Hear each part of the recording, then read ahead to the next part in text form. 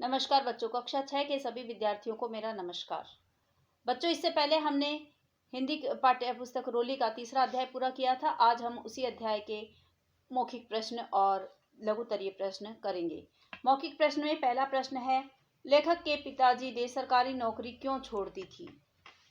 तो आप अपने पेज नंबर 24 पर देखेंगे, जहां चैप्टर स्टार्ट हो रहा है।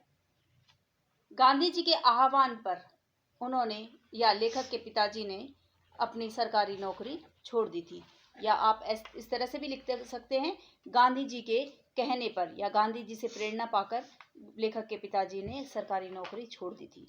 लेखक के लिए कौन सी 2 बाल पत्रिकाएं आती थी? पेज नंबर 24 पर ही देखें।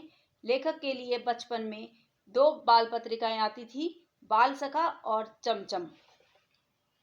लेखक की प्रिय पुस्तक कौन सी थी? लेखक की प्रिय पुस्तक स्वामी दयानंद की एक जीवनी पर थी। लेखक को विद्यालय से इनाम में क्या मिला? लेखक को विद्यालय से इनाम में 2 अंग्रेजी की पुस्तकें मिली। हरिभवन पुस्तकालय में लेखक का परिचय किन किन पुस्तकों से हुआ? आप पेज नंबर 25 पर देखेंगे।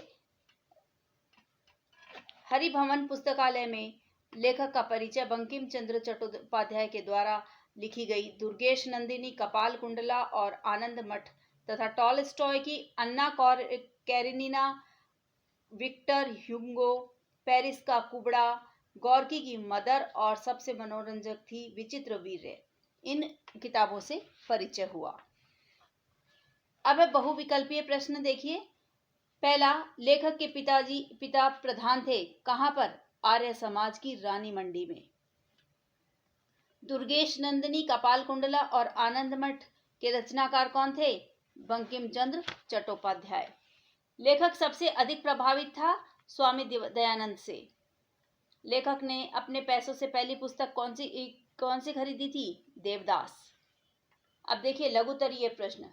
लेखक की मां ने स्त्री शिक्षा के लिए क्या किया था?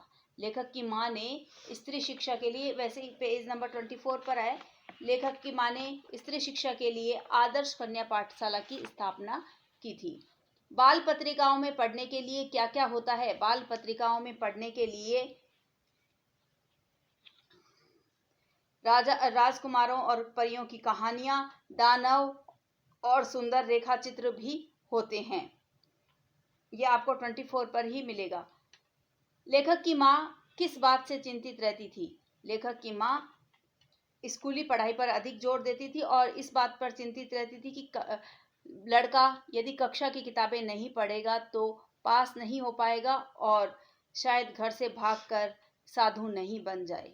इस बात की उसे अधिक चिंता रहती थी। लड़के की मां को सिनेमा देखना क्यों पसंद नहीं था? पेज नंबर 26 पर देखेंगे आप, सेकंड पैराग्राफ में। लड़के की मां को सिनेमा देखना बिल्कुल नहीं पसंद था, क्योंकि उनके मानना था कि बच्चे इसी से ही बिगड़ते हैं। ये हमारे लघुत्तरीय प्रश्न इस अध्याय के हो गए हैं। दीर्घ उत्तरीय हम अगले वीडियो में के साथ करेंगे। धन्यवाद।